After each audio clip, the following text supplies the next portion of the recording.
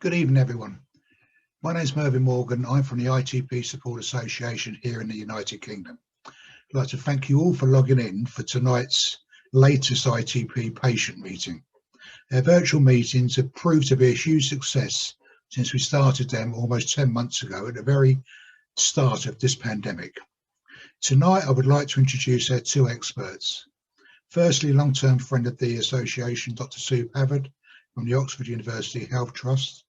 And I'd also like to introduce the ITP Support Association's Chair of Trustees, Professor Adrian Newland.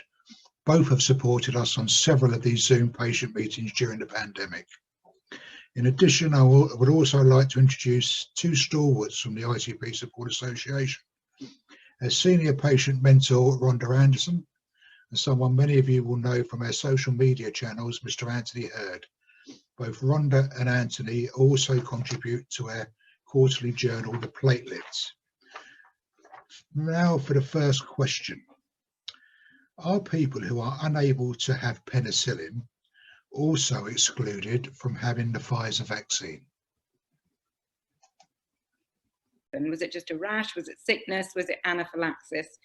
In general, the risk of severe allergy, anaphylaxis to the vaccines is 1 in a million. And it seems to be slightly more common with the Pfizer one and due to the components of the vaccine. So the vaccine is not contraindicated because you have an allergy. It's only if it is to the specific components of that vaccine, which for the Pfizer one is polyethylene glycol. It's not in penicillin. Okay, thank you, Sue. Thank you. Adrian, have you got anything you'd like to add to that? No, I think that's a very comprehensive answer. I think the important thing is to let the people who are giving the vaccines know that you have a background of allergy, and whatever that is, so they can interpret that, because clearly allergies are very different in different people. Some are more important than others. It's the degree of allergy that's important as well, but I think Sue has really explained it very comprehensively. Excellent. Thank you, Adrian. Thank you. I've now got a question from Jill. She asked, I was diagnosed with ITP in March 2020 when my platelet count dropped to 3. Following a short course of dexamethasone and IVG a month later, I was prescribed romiplostin. Weekly injections followed, and as my platelets continued to rise, my medication was tapered, more recently to 1 injection every 3 weeks. The dose has stayed the same at 80 milligrams throughout, and my platelet count is currently 277. Am I likely to see the meds continuing to be tapered or the dose reduced? And is there a point when my platelets are deemed to be stable and I discontinue medication? Well, I think if the count's been running at about 200, that's a normal count, and if you're having it every 3 weeks, then most people would continue to taper it and stop, and there's a very good chance the count would remain stable at that level. That's clearly a very good response. And we are seeing, as Adrian says, we are seeing treatment-free remission following a period of treatment with the thrombopoietin receptor agonists. Okay. Is Jill online here? I can't see her, no. Oh, yes, she is. She's waving. Yeah. Was that okay for you, Jill? That's fine. I mean, certainly when we did this specific prospective study to look at how people responded, around a third were able to stop romiplostin completely and remained with a stable count long-term off all treatment. And some of those patients now have been several years out from that study. So if you've had a very quick response, you've responded well to romiplostin and your count's normal, and you're having injections once every 3 weeks, then that's a really good outlook. And I think it would be very encouraging to continue tapering and stop. Okay, thank you for that. Great stuff. Thank you. Right.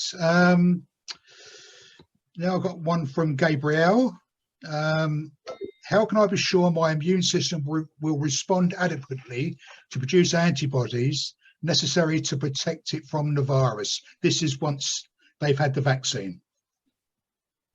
There is some evidence that if you've had immunosuppressants like rituximab or severe immunosuppressants, you might not mount such a good antibody response. And ideally, there should be some delay after rituximab. But with regards to ITP on its own, there should be no reason why you should have a sub-response to the vaccine. Okay, great stuff. She's asked a second question. Why, as a chronic ITP victim, am I not considered as a person with underlying health issues? Now, this question has come up umpteen times over the last 10 months, and hence qualified to be further up the priority queue than other healthy over 65s. I know it's not a respiratory disease, but ITP is an autoimmune disease. Does it not mean we are more vulnerable to develop worse symptoms if we contract COVID? I think that's a very difficult question. There's no evidence that someone with ITP itself is more susceptible to infection with COVID. It's clear that someone who gets COVID infection may drop their platelet count. Probably a quarter to a third may well have some drop, and of course in severe COVID infections the count can drop quite dramatically and may well do so in ITP. Now, some would argue that that's probably a reasonable reason for being pushed up front to have the vaccination, but certainly ITP itself has not been accepted as an at-risk condition that puts people with more chance of catching it, and so the other criteria just have to be used to put you on the list. Do you have any comments on that, Sue? With Adrian, there's no evidence that ITP per se puts you at increased risk. It's more the combination of immunosuppressants and the relative recency of receiving them. Yeah. Great stuff. Great stuff. Thank you very much for that. I've now got a question from a Jan White. I'm not sure if you've got Jan here, have we?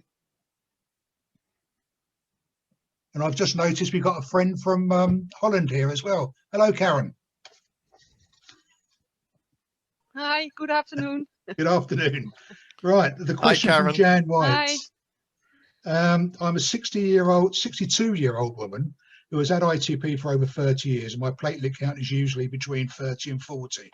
I had breast cancer in 2012 and consequently started taking tamoxifen. I have suffered with hot flushes and night sweats ever since. I decided to stop taking tamoxifen 3 months ago, hoping the flushes and sweats would stop, but I'm still suffering.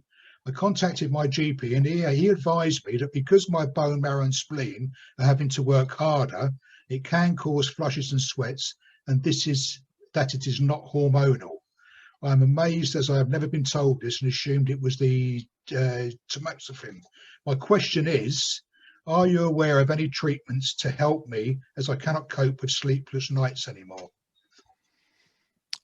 Well, I'm not really in a position to answer this, being probably the wrong sex, but I don't think it's related to ITP whatsoever. No, it's not. I mean, it's a good try on the part of the GP to find a logical explanation that someone may think is real, but actually it sounds to me like rubbish. Yes. I think the key thing there is to actually say to your GP, I am concerned about the advice and I would like more time to be able to have my questions answered. Yeah. Is Jan online? No, I can't see her. No. Okay. Right. I mean, it's being recorded, and she may pick this up at some other stage. She's just being fobbed off by someone who doesn't want to give her the time. It does sound very much like that, doesn't it? And Sue's comments are absolutely spot on. Okay. I've read that when some people who have ITP and get a vaccination, that their platelet count drops. My question is, what do you, from the ITP Support Association, know about that, and what do the experts know about that? This has come up a few times, Adrian, hasn't it? Yes, it has. The possibility of drops. I mean, I touched on this in the frequently asked questions that you put on the website recently, and we know that immunisations of any sort will cause the platelet count to fall. And when I trawled through the literature, there are about 10 instances per million vaccinations. That's including everything. And Sue can comment on this later as well, because she's also pulled the stuff together for a paper that we've got coming out shortly. Obviously, this is going to be a risk with any of the COVID vaccines, as it is with any other vaccine. In general, if the count falls, the falls aren't great, and it's usually transient. But there will be occasional cases if the count falls fairly dramatically. I'm sure some people will be aware that there's a case that's been reported mainly in Mail Online, but it's also elsewhere, of a case in the States of a doctor who in fact received the Pfizer vaccine, and some days later his count fell. Obviously, we don't have no details of that, so we don't know how it's related to the count. And he had a cerebral bleed, unfortunately. But what I would say, when I looked at that at the time, and this was about a week, 10 days ago, there'd been something like 15 million vaccines already given, 5 million in the States. It was 1.3 in the UK. It's nearly 3 million in the UK now, and you can be assured that Pfizer are checking extremely carefully the follow-up of their immunizations. So I think we've probably seen in the last week, I suspect we're looking at in terms of around 25 million vaccines having been given. And if that's the one case, if it is related to that, then that's a really small incidence. But as I said, we would expect to see in very, very small numbers. We know that we've seen it for years with the pneumococcal vaccine, and it's reported with many of the other vaccines as well, that you may see the count fall. But I think what you have to take into account is the risks and benefits. That's a risk from the vaccine. It's a very, very small risk. What are the risks from catching COVID? And of course, the risks of catching COVID and the platelet count falling there are much, much greater. And so it's balancing those two of deciding what you want. And that's one of the reasons for taking into account things like why they won't give it to pregnant women, why people with severe allergies are being told to think about it and discuss it, because obviously you want to do anything that minimizes potential risk. I mean, that's not to say there is a potential risk in pregnant women, it's just they've not been given it, because you don't do trials with pregnant women. So they're just very careful to give any drug to pregnant women. Sue, do you want to comment on that as well? Mute. Yes, I'll comment, and then I can see there's a couple of people with questions. Yeah, there is, risk benefit assessment is something that we doctors do every single day with every patient that we see, and no one from the ITP treaters community would withhold vaccine to an ITP patient, because the benefits in making somebody immune to COVID by far outweighs any theoretical risk of inducing a relapse ITP. Okay, thank you for that, Sue. Sharon Tansley, got a question, Sharon? Yeah, I just unmute. This is my first time on Zoom, so you're doing all right. You're doing okay. Yeah, just picking up on the comment about platelets may drop. I've been very fortunate. I've had both doses of the Pfizer vaccine, and the first one I had on the 9th of December. And my platelet count actually rose afterwards. And then about 2 weeks later, it had dropped a little bit from 70 down to 55. I sort of struggle. I'm on romiplastim, azathioprine, I'm weaning off steroids. I'm a bit of a stubborn case. And I had my second dose of the vaccine on the 30th of December. And I was due a blood test this week, but my consultant can't call me till next week, so I've rearranged the blood test. So, but I don't think my platelet count has dropped, because obviously us ITPers kind of know when things are changing. Yeah. So I don't know if the vaccine can cause them to rise, is probably a question. It could potentially cause them to rise a bit if there's a bit of inflammation, either at the vaccine site or afterwards. And some people after the vaccination can feel a little bit poorly for 1 or 2 days with an inflammatory response as you're mounting immune response. And that can always trigger the bone marrow to produce more platelets.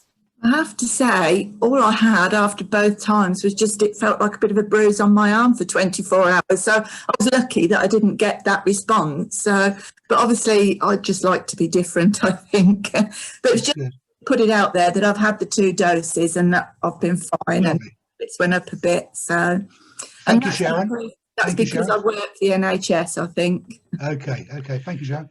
Kay Wilson.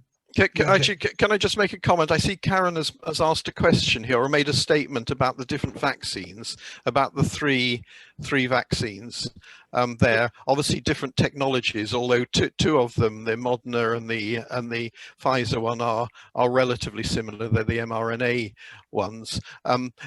In terms of the 3 vaccines, there's no reason to suggest that any of them would be preferable in ITP. They all work effectively. As far as we can see, there are no differences in side effects from them, and I would see no issues in any of the 3 vaccines being given to people with ITP. I don't think there's any likely to be a greater problem with one than the other. Okay, thank you, Adrian. Okay, who is next? Kay Wilson, you had your hand up, Kay? Hi.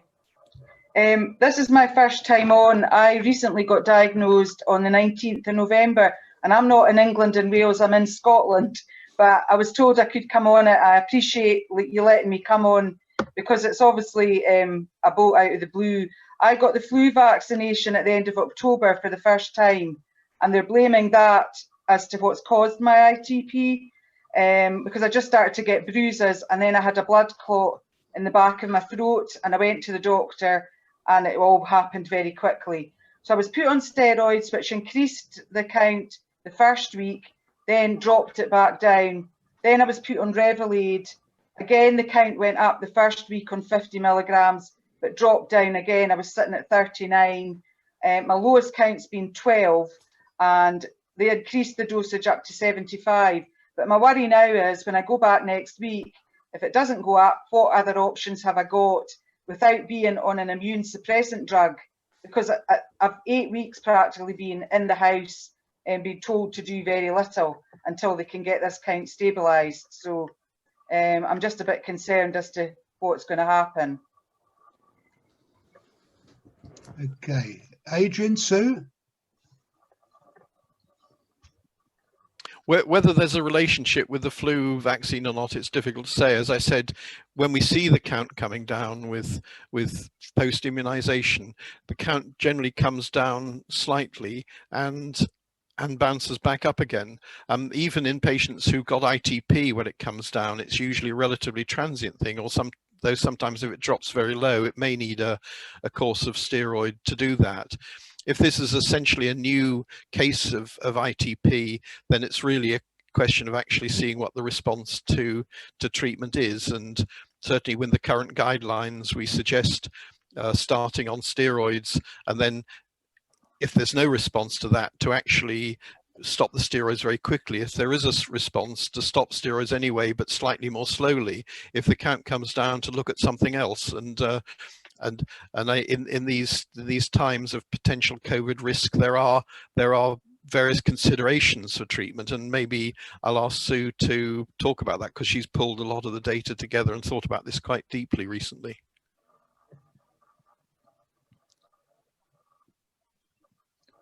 You're on mute, Sue. Okay.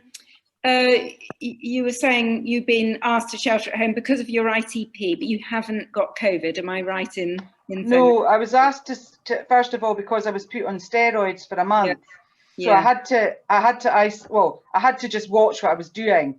But yeah, because the count has gone up and down, and because of COVID, I work in an open plan office, so they wouldn't let me work in there. And my own doctor felt, because I've had quite bad side effects from the drugs, that I was better just to stay put until it was more stable. So that's the reason, not because of COVID, no. Yeah, okay. So, I mean, we used to call this shielding. I think it's that term is used a bit less often now by the government, but certainly very strict protective measures. And we do recommend that if people are on steroids of more than 20 milligrams for more than 4 weeks, which you may well have taken, when we updated the international guidelines on the management of ITP pre-COVID, it was 2019 we published these, we were really quite careful that people avoid too high a dose of steroids for too long a period of time. So we want to start weaning at about 2 weeks. Whether people have responded or not responded, we need to start weaning at 2 weeks. But if you are prolonged high dose steroids, then you would be asked to shield. Right. So in the future, like obviously I go back to get my count done on Tuesday. So if it hasn't improved, that'll be a month on Revolade. Will they just try and offer me another type of drug, or will they persevere a wee bit longer to see if it's going to go up again with that drug? Usually we see if Revolade is going to work, we start to see some response after about 2 weeks, but it might be that your dose is insufficient for you. And so the next thing would be to try a higher dose. Well, they did that. They've put me up to 75 milligrams. So okay. I'm hoping on Tuesday that it has gone up more and I can get back to a more normal life than I've got. But I appreciate the nice thing about the current climate of treating ITP is that we do have a lot of different options for treatments of past leave, and there's no way of predicting who's going to respond to which one, and so sometimes it's simply a matter of trial and error until we find the right treatment for the right patient. Okay, that's great. Right. Okay, thank you, Kate. Now, I know lots of people have got their hands up. We're going to do it in this order. Jill first, then Pam, then Dave, and I think there was someone else. There's Anne, yeah. Yeah. So Jill first.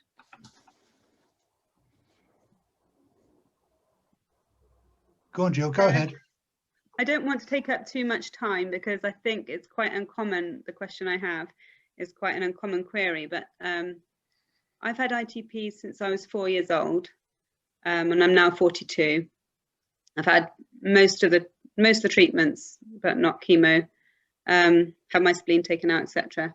Lots of steroids over the years. Now, after about 25 years of being treated for ITP of various treatments, I went for a second opinion to Dr. Drew Provan, or just to get some more advice. And because I was extremely poorly, so I was not able to work for about 8 years, and I had terrible crashes at certain times in terms of my platelet count and symptoms. And I know this is not, I don't want to kind of like make too much of a big deal of this because I think it's very rare, but he actually looked at my history, and it seemed that every time I had a massive crash, it was linked to vaccinations. For me personally, I had a massive load of vaccinations to go to Kenya and so on, and was completely, anyway. So the advice for me is not to take any vaccinations, and I haven't done since. And my current hematologist locally has advised me not to take the COVID vaccine. And I really don't want to kind of emphasize that too much for everybody.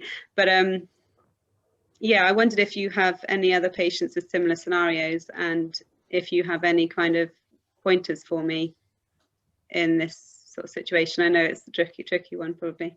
I think the key thing you said there is that you had a lot of vaccinations prior to traveling to Africa, was it? Yeah, I've also had one. I'm a nurse, so I've also had the normal ones regularly because of my profession. Yeah. Okay. Because it might be that live vaccines are more likely to induce a relapse of ITP. These COVID vaccines are not live vaccines. There's no evidence from the trials that they've got a really good safety profile. There's no evidence that they've caused thrombocytopenia or new ITPs in any of the trials. But as Adrian said right at the beginning, we have seen cases from other vaccinations where it has possibly been the contributor to the newly diagnosed or the relapsed ITP, with MMR, with flu, with some of the other vaccines, but it's not yet reported in COVID. And again, back to this risk-benefit balance, we wouldn't prevent somebody having COVID vaccine because they have ITP and may potentially relapse. Yeah, no, I understand that as a general statement, but I'm talking about absolute kind of like, yeah, you're unusual. Yeah, I don't mean to make a big thing out of it, but it is slightly different. Yeah, so I guess I haven't got any options really. Could I just ask here, ask Sue and Adrian, if a lot of people around you are vaccinated eventually and you're not for medical reasons, the fact that they've been vaccinated will protect you surely in some way? That's the issue of herd immunity. Of course, it's the same with all the other immunizations as well. There are always some people who can't take a vaccination for some reason or other, and they are protected by the community. But it's going to be a long time before we hit herd immunity, in all honesty, with COVID. And I think it depends on Jill's circumstances, how she's a nurse. What sort of nursing does she do? Who is she exposed to? I mean, certainly the issue of having multiple vaccines in quick succession is we know is associated with a lot of problems. Obviously, if she's had it with individual non-live vaccines when they've been given as a single immunization, then that is a potential issue. But I would certainly reiterate the point that Sue made, that having had that certainly the Pfizer and the Moderna, which isn't available in the UK yet and won't be for a while, are different technologies. Of the 40,000 plus patients who were put through the original trials, there was no case of thrombocytopenia provoked by any of them. Of course, these were normal patients. These weren't patients with an underlying ITP and platelet destruction. So of course we don't know if that's an issue. And of course, one of the things that Mervyn's trying to set up is that we try and record platelet counts on patients with ITP who are having the COVID, so we can actually see in the UK, if the counts are actually done, what's happening to them. So I think I totally agree the issue of herd immunity is an important one, but I wouldn't rely on it, waiting for it with COVID. And it's a question of balance, and I think it depends on Jill's circumstances. If her work or her life are likely to put her in contact, I would actually have I would tend to go for the immunization on the basis that there may be an issue and she's got to look out for it, getting a count beforehand, maybe having a count a week, 10 days, 3 weeks afterwards. I mean, I think that those are potential things you could do, but actually this has to be a personal decision. It can't be forced on you by someone else. Yeah, I'm certainly not an anti-vaxxer by in any way, shape or form, but from personal experience, I've been completely, anyway. Could I just ask one more question on the back of that? When you were mentioning the other vaccines in regards to being live or otherwise, the set vaccinations which are given as kids, as teenagers and so on throughout life in the NHS, as a patient, are some of them live and some of them not live then? Would I have to look into which ones are, just to look back on my history of all the vaccines I've had in my life? Yes, that's true. Some vaccines are live and some are not live, and it would be worth you having a look at what ones triggered your ITP and what ones didn't. Okay. Yeah. Thank you. Okay, thank you, Jill. Next on the list is Pam. Yeah, basically I was recently told by my haematologist that I have to have the COVID jabs before I am to have rituximab, because I'm finding all the different tablets that I've taken over the last 3 years have not helped me in any shape or form, so that they've got to the point now where I'm going to have this rituximab treatment. He said that if I had the rituximab first, then the vaccine wouldn't be as effective. Is this right? Is that why I'm having to wait for? Yeah, sure, and certainly because rituximab, the way the rituximab works is reducing the numbers of the cells we call lymphocytes that are involved with producing antibody. That's part of how it works with ITP. It potentially will reduce these antibodies that are directed against your platelets, but the side effect of that is it affects how you produce antibodies to other things as well. And certainly for patients who with ITP who are going to have rituximab, if they need immunizations, if there's a potential to remove their spleen at some stage, or they need immunizations for travel, then we always say have them first. Of course, if someone's had rituximab in the past, then we know that probably 6 months to 12 months afterwards, you'll have a reasonable response to rituximab. You may have a response soon afterwards, but it'll be less. So what your hematologist is suggesting is absolutely right, that if he's planning to give rituximab, then you ought to have the COVID vaccine first. Yeah, that's fine. Okay. Yeah, because I'm currently on mycophenolate, and that's what's keeping my levels reasonably good at the minute without any severe side effects. Well, I would say if your count is as stable, even if it's not normal, and you're on a drug that's not impacting on you, I wouldn't rock the boat. But because MMF is an immune suppressant, isn't it? That's why I'm having to still shield. I haven't been to work for I don't know how many months now. It's out of a year, I suppose I've been to work 2 months. If MMF is your only immunosuppressant, might not be necessary to shield. If it's in combination with either steroids or another immunosuppressant or rituximab, then it is important to shield. But if you are going to be given rituximab because your hematologist is worried about you or your platelet count, then I would agree with him to have the vaccine before the rituximab. But it may be, as Adrian says, you don't actually need the rituximab, and that's worth another discussion maybe. Yeah. Okay. Thank you. Thank you, Pam. Thank you, Pam. David Green, you was next. Yeah. You're on mute, David. Hello. Hello, yeah, mate. Yeah, go ahead. Yeah. Hello, everybody. I've got a question. I'm on mycophenolate, 1 gram twice a day. I'll be called to have my COVID vaccine sometime, whenever, probably in the next couple of months, I would think. I'm 65. My concern is that all the research that's been done, all the trials by Pfizer, etc., is that they recommend that the second dose is given after 3 weeks, maybe 4 weeks. Okay. Now, the government, or the 4 chief medical officers, have now said that we have to wait until 12 weeks. And I understand that the reason for that purely is just to make the vaccine go further, so we can vaccinate as many people as possible.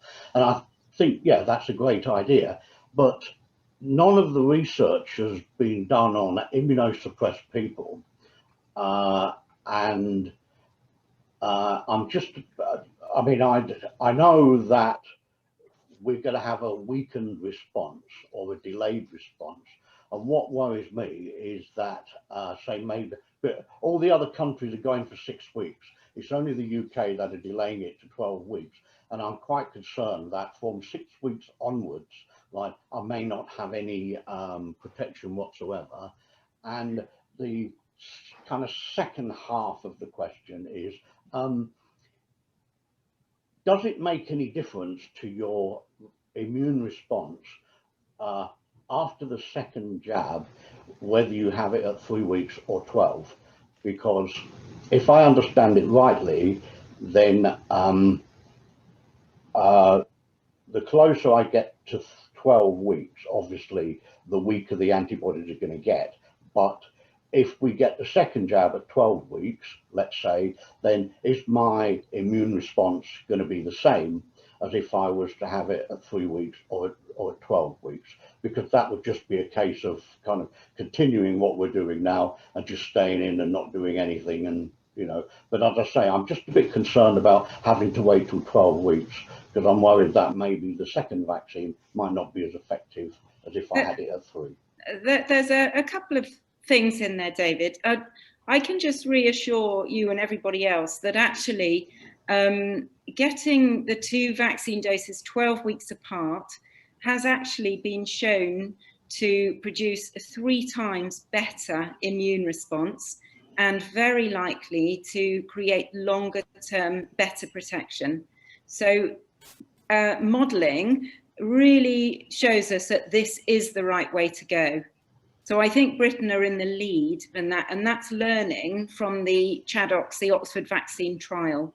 And there's no reason to think that the Pfizer or the Moderna vaccines are going to be any different, because the immune response is biological. That's not going to change between one vaccine and another. So actually the 3-month separation is more effective than the previously thought 1 month or 6 week separation between the 2 doses, whichever vaccine you have. Yes, it's also worth just pointing out that the 3-week gap was actually chosen to be able to get the trial done within a reasonable time. There's no evidence that 3 weeks is the right space, is the right gap. They could have done it. In fact, if it had been done in the normal way, when these vaccines are normally done and it takes several years, they'd have probably looked at 3 weeks, 4 weeks, 6 weeks, 12 weeks and chosen one. But Sue's point is right. And that it's important to know that 3 weeks isn't anywhere gold standard. Well, because the Oxford vaccine, they did the time trials and they did show that there was some a good response up to 12 weeks.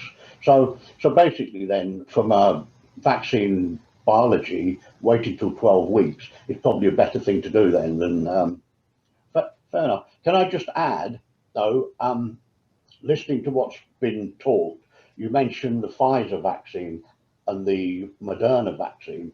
Moderna vaccine's not in Britain at the moment, but the Oxford AstraZeneca is. So can we assume that when you say Pfizer and Moderna, you also mean Pfizer and Oxford? Because they're the ones we're probably going to get. I don't know when the Moderna is going to be available, but and it doesn't matter which you get.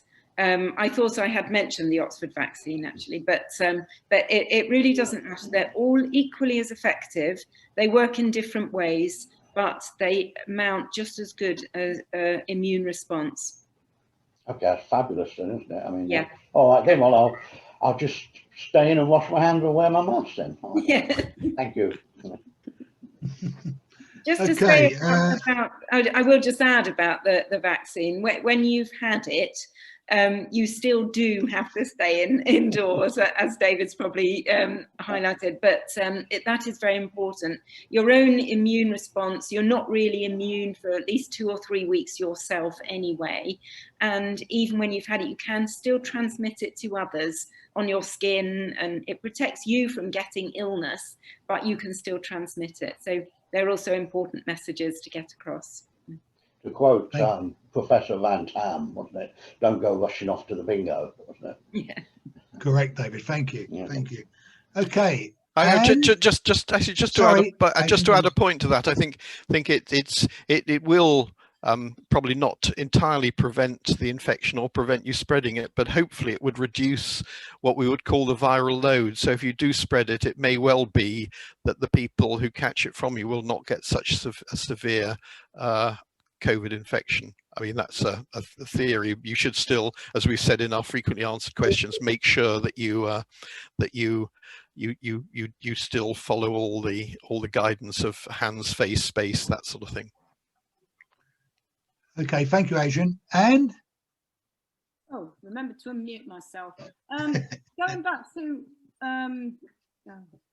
about 25 minutes ago when I first put my hand up, I think. As somebody with ITP for quite a few years, I understand that I am no greater risk of getting COVID than anybody else. But what I do know is that if I get it, it is a virus. Every time I get a virus, my platelet count hits the gutter at an alarming rate, and then I end up back on steroids trying to bring it up again. Is that a justified reason for me to ask my GP to escalate me up the list? Because I've also got steroid-induced osteoporosis now as well. It's true that when COVID infection can potentially trigger a relapse of ITP. We do see this with viruses and ITP. And that's why Adrian and I and others have written a guidance document for treaters, which you can also see yourselves on the ITP Support Association website, to how best to manage patients with ITP during this COVID pandemic, whether they're COVID negative, early positive, or severely positive. Whether your GP will allow that as escalating up the priority list for vaccination, then go for it. Just use what you can to try and get a higher priority. Thank you. Okay, was that okay, Anne? Yeah. Thank you very much, Anne. Okay, next, Terry. Muted myself again. Yes, thank you very much. Very helpful. No problem. Okay, thank you, Terry. Thank you. I didn't know if I should be putting my hand up or what. Well, a couple of things. I'm 64. I was diagnosed with ITP 3 years ago. The year before that, I was diagnosed with type 1 diabetes, and 2 years before that, it was underactive thyroid, which I take level whatever it is.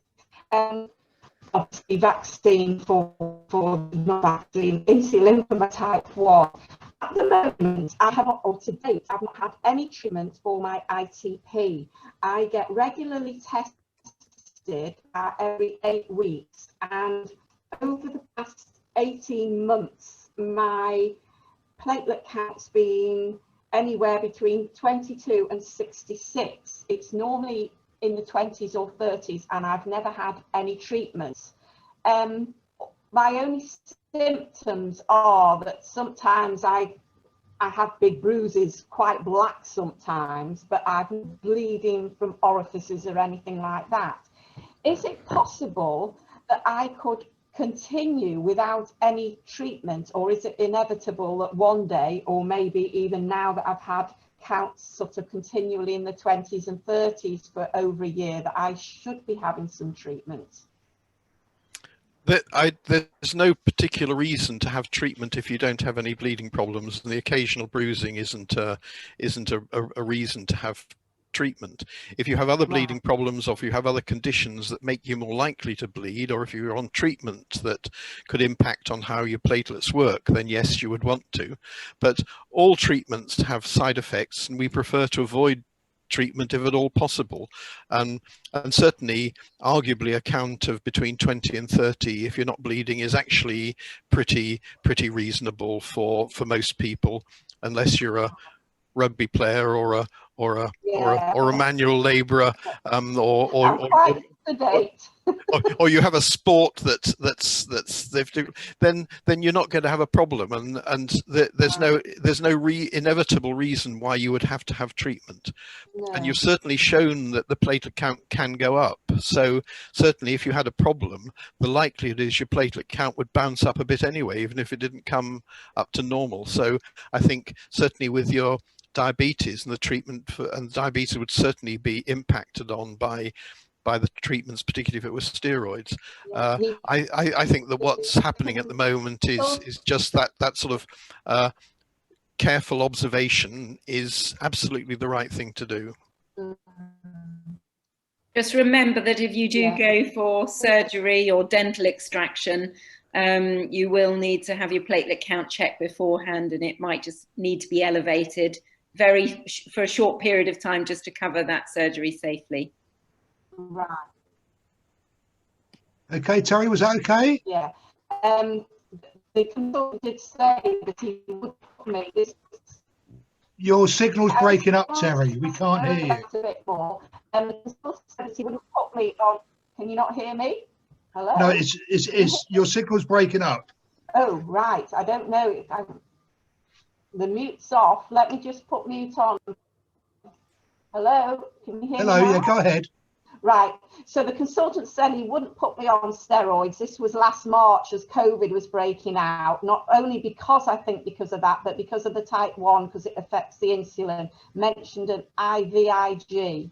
So the other thing was that, bearing in mind that I've got 3 autoimmune diseases, I am worried about, because therefore, from what I understand, my body goes into overdrive and starts wrecking its own cells. So I'm worried whether it's a live vaccine or not, how will my body react to whatever vaccine? Could it go, into overdrive and try to attack it? No, there's disease come out or what? Terry, there's no evidence that that will happen at all. From all the trials, that these COVID vaccines are very safe. They haven't made diabetes worse. They haven't made thyroid function worse.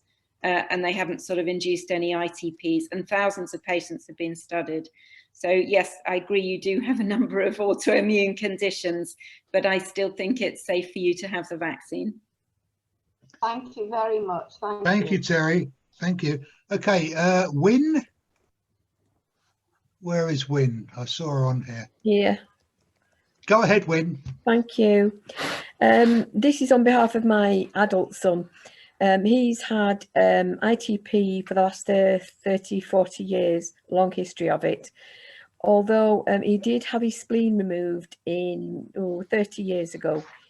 After numerous treatments, a couple of times of being in hospital, on life support and various things, he's now settled down and his platelets are around about 200 now. So he seems to be doing okay. I just really wanted a bit of reassurance about the vaccine with no spleen, please. Thank you, Wynne. There's no reason to withhold the vaccine because the spleen's been removed. The spleen is although it's a major part of the immune system, it's only about 1/3 of it if you look at it in volume, and certainly the rest of the body's immune system takes over the immune function that you lose when the spleen's when the spleen's taken out. The spleen's important for other things as well. There's certain bacterial infections like the pneumococcal infection that the spleen is important for, but there's no reason that having had a spleen removed you will not react normally to a vaccine and produce the antibodies. So there's no reason why he shouldn't go ahead with that. Oh, thank you. He does have a pneumococcal injection every few years to sort of back up any lacking, I suppose. Yeah. But that's good. Thank you. Thanks. Okay. That's my query. Okay. Thank you very much. Thanks. Thank you, Wynne. Thank you, Wynne. Anthony, would you like to just say your questions you had about vitamin D? You're on mute, mate. That's yes, fine. Thanks, Mervyn. That's grand. Yeah, I have been reading, as many people have, a lot of information about vitamin D. And as somebody that is shielding, or I think as Matt Hancock now refers to me as someone that's clinically extremely vulnerable, I have been offered free vitamin D supplements.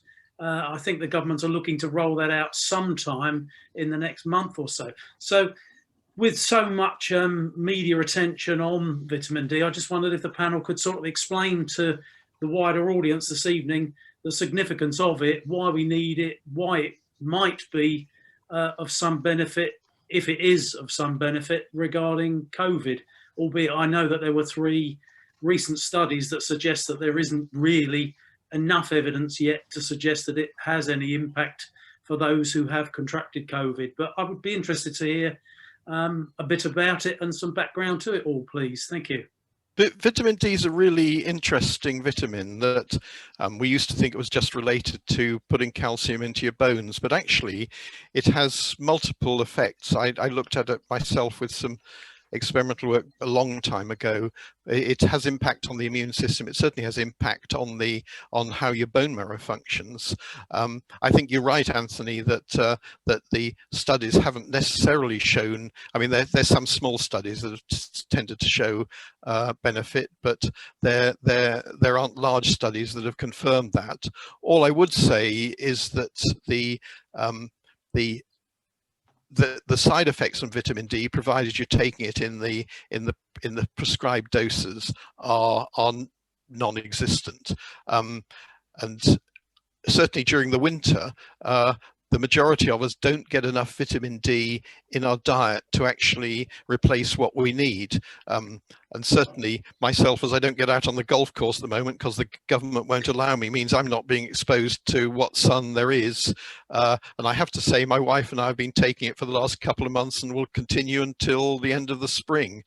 She tells me she's going to continue taking it. I'll stop when I get back on the golf course again. But I don't see, I know Sue has thoughts on this as well, but I see no reason why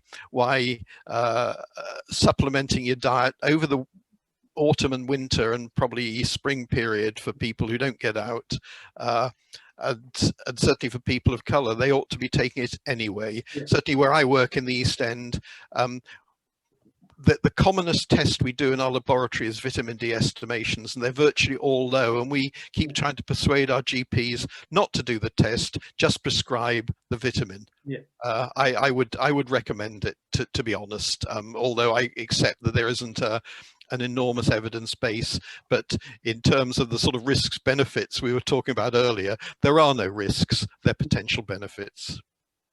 Yeah, I just wondered, thanks very much, Adrian.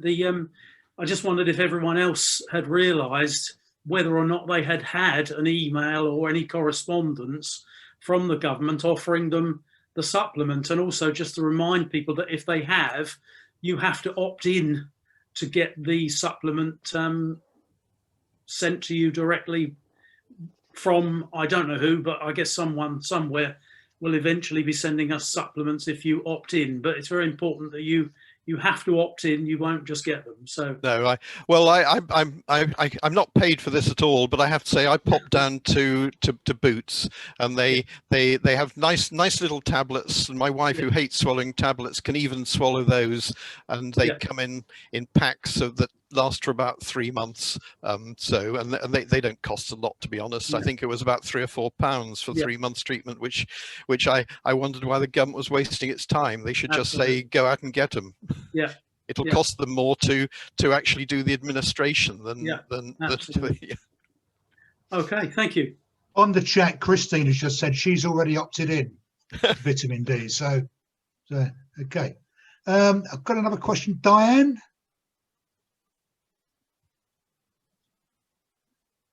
You're on Zoom, Diane. Sorry, you're on mute, Diane. Go ahead. That's it. Hi, everybody. I survive on quite a low count, really. I've had a bit of a rough ride with ITP, and I do bleed. Maybe between 45 and 50, I start bleeding. So I was on romiplostin for quite some time. It wasn't 100% compatible with my sort of lifestyle, with free refrigeration and all the rest of it, and injecting. But I swapped over to Eltrombobag, which to some degree, I mean, I suffer really, really badly with fatigue as well. So swapped over, it's kind of made the fatigue more on a level playing field during the week, whereas romiplostin, I would dive down as it got nearer to re-injecting. But I'm having a problem in that for the second time now in about 4 months. And I have read quite a bit, so I think it's well documented. My iron is binding to the Eltrombobag, and I'm just wondering, is that something that ceases kind of over a period of time, or do I need to go back to the romiplostin? Really, I mean, it's been ruled out. There's nothing else going on. I'm not having a bleed anywhere else.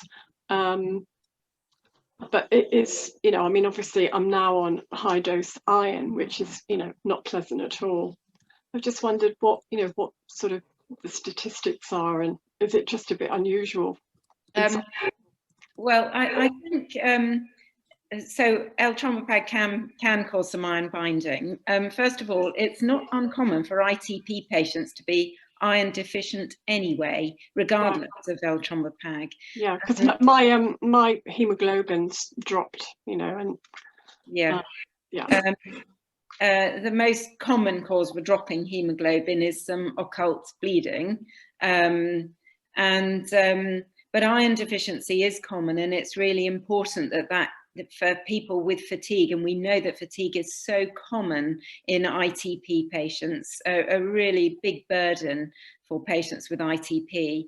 But one treatable cause that is worth looking for is iron deficiency.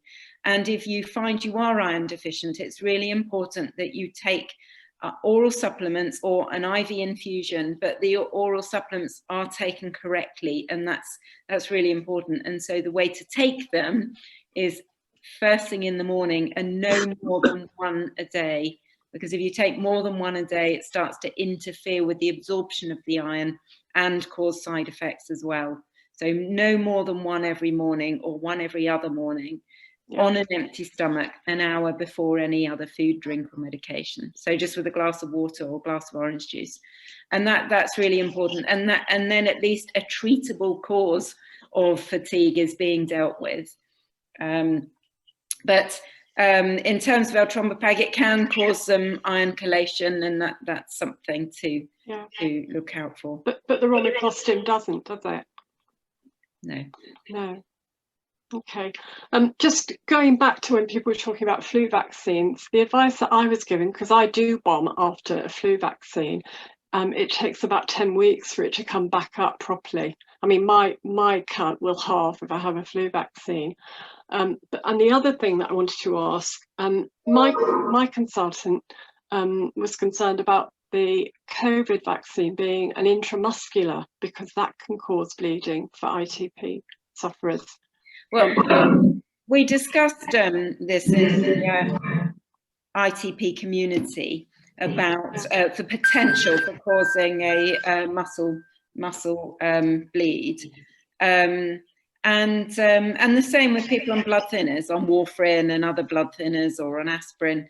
But the risk is very low, and we advise, whatever your platelet count is, to just sustain the pressure on that muscle for a longer period of time than other people, if your platelets are low. So you just maintain. Bleeding stops with good compression, so you just keep that compression going for a good 5 minutes. All right, and sorry to hog things, just one last question. I was reading the update that you put up, the clinical update on the COVID, and I mean, I might have misinterpreted this, so put me right if I have, but it seems to be saying that people that are on L-trombopag are more at risk of a thrombosis if they have COVID. Is that right or not? It's unlikely. Is that me? I think it is, Sue. Yeah. There are a few people who aren't on mute. Anthony, you're not on mute, and Peter Slater, yeah, one or two others as well. Sorry. Go ahead, Sue. Okay, there is some data of a very, very small increased thrombotic risk with L-trombopag. What we don't know is how that behaves in the context of COVID, which is a really hyper clotting state. And clotting is a big problem for people with severe COVID infection. And that's why, because we have alternative treatments, we've said perhaps in those people who are hospitalized with severe COVID, it might be safer to avoid the L-trombopag. Right, okay, all right, thank you. But we don't know, it's speculation, and we're just trying to work on sort of a common sense treatment for patients who have got ITP and COVID.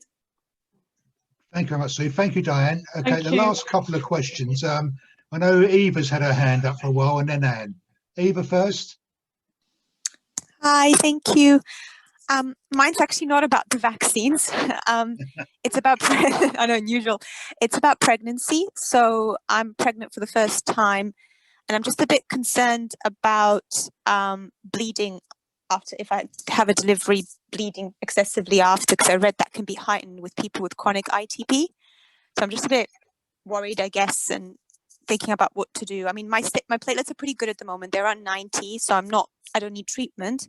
But obviously they might drop. They said they might drop in my third trimester, which means I might have to go on steroids. So I just wondered if there's any advice or what to look out for. Yeah, I mean, there's a number of areas of advice for people with pregnancy, and it's really important that you talk to your haematologist and to your obstetrician, because the general points that we would think about are, as you say, the risk of postpartum bleeding, bleeding at delivery, the risk if you were to have a regional anaesthetic, so an epidural, and the very, very small risk to the baby of having low platelets and how we can avoid causing harm to the baby at delivery. So all those points should be discussed with your haematologist and your obstetrician. Yeah. Okay, make sure that they talk to each other basically as well. Yeah, okay, yeah. Thank you. And if it's okay, just ask one more. Is there, I've been told as well that people with ITP, and this seems a little contradictory to me, are more, have a higher chance of having thrombosis as well. And is that true? Because for me, it sounds a bit counterintuitive. If we have less platelets, they'll be more clotty. Yeah, there's something about the platelets and ITP, and we looked at this some years ago, and we looked at a large number of patients with ITP, and we compared them with ordinary patients on what's called a GP register, and there's no doubt that both arterial and venous clotting was slightly greater in patients with ITP. Now, there's some things in ITP that make it worse. If you had a spleen out, then you're more likely to develop venous thromboses, DVTs, that sort of thing. But there's no doubt that there is a slight increase in clotting problems with patients with ITP. It's not large, but it's definitely there, and it's always something that needs to be taken into account. The issues with drugs like eltrombopag and romiplastin, they probably do increase the risk of clotting to a degree, but again, that's really very slight. But that's why you have to look at the patient when you prescribe it and decide, do they have other potential risk factors? Are they overweight? Are they diabetic? Are they hypertensive? Have they had clotting in the past? Do they have problems with with cardiovascular disease? And certainly the average patient with ITP is now probably a male over 60, many of whom will have these problems, and of whom one would have to think very carefully about giving them one of the thrombopoietins and potentially look at one of the other treatments if you do need to give something. So it's the platelets in ITP are probably younger, they're probably a bit more active. There's damage to the vessel wall that's caused by the autoantibodies as well, all of which will increase clotting slightly, which is probably one of the reasons why you see the increased clotting. There are also various other autoantibodies that we see in patients with ITP, some of the antibodies related to lupus that may or may not be related to increased clotting. So we are rather cautious for patients, and that's one of the reasons why, again, with the thrombopoietins, we don't want to push the platelet count up very high, because the high platelet count plus the increased tendency, again, will increase the risks of thromboses. Thank you very much. Very clear. Thank you, Eva. Anne, you had a final question? Yeah, going back to the iron chelation with eltrombopag, does it chelate to other trombopag as well? I don't know, actually. I'm not. I don't use other trombopag. Adrian, do you have? It's not known. It just hasn't been used enough, and the work hasn't been done to look at it. Right. Okay. Thanks. And Diane, can you hear me? I was on romiplastin. I had a horrible time on it. I would never go back on it again, whatever the chelation of iron I'd got with eltrombopag. Because you said you didn't know whether you wanted to go back on it again, but I would never ever go back on it again. I've never. Yeah. What was the problem for you, Anne? My counts were anywhere between 2 and 190. Okay. Up, down, and I had constant bone pain the whole time I was on it. I mean, I think I had a slightly better response with the romiplostim, but apart from the fatigue drops, which were horrendous for me, I think, you know, as a drug, it's quite difficult to manage. You know, if you want to go and stay, obviously outside the COVID thing, if you want to go and stay with friends or whatever, you've got to make sure you can transport it, they've got room in their fridge and so on and so forth. You know, it can be quite difficult, really. I mean, up to about 20% of patients on romiplostim will show that sort of wild fluctuation that you've mentioned. In some, it just happens. In others, sometimes the problem is what we call chasing the dose, that the count goes very high, so the dose has dropped.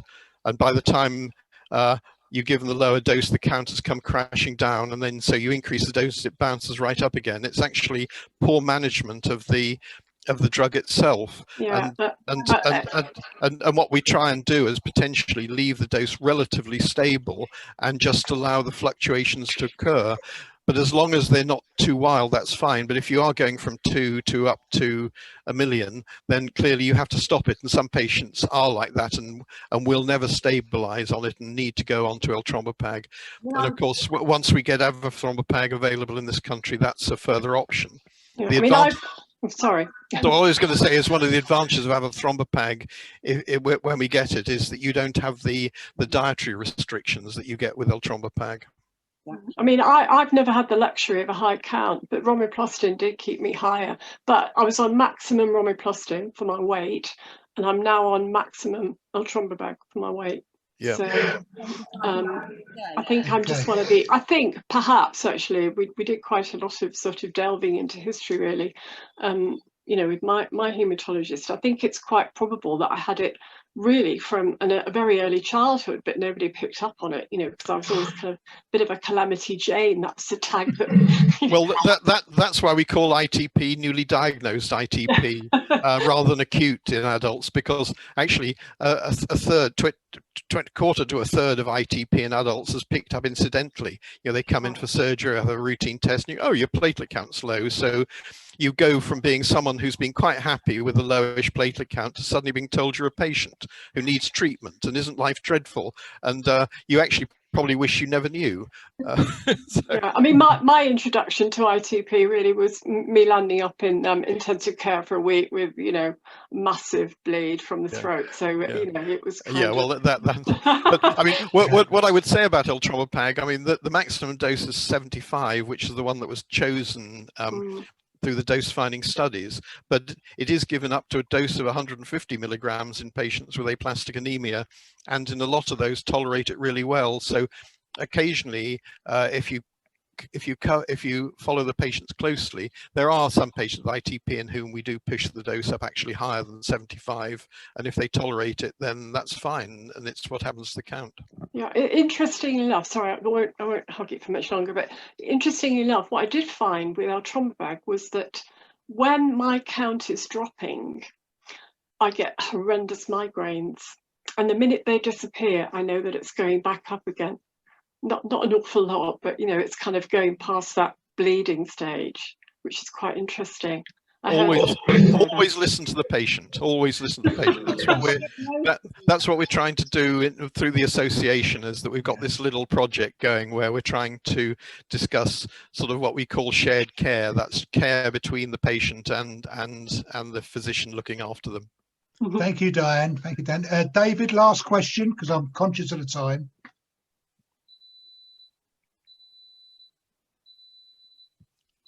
Oh yeah, I'll put this in the thing, but I'm 65 on MMF. MMF is working really well for me, but I know with the roller coaster of ITP, it might stop.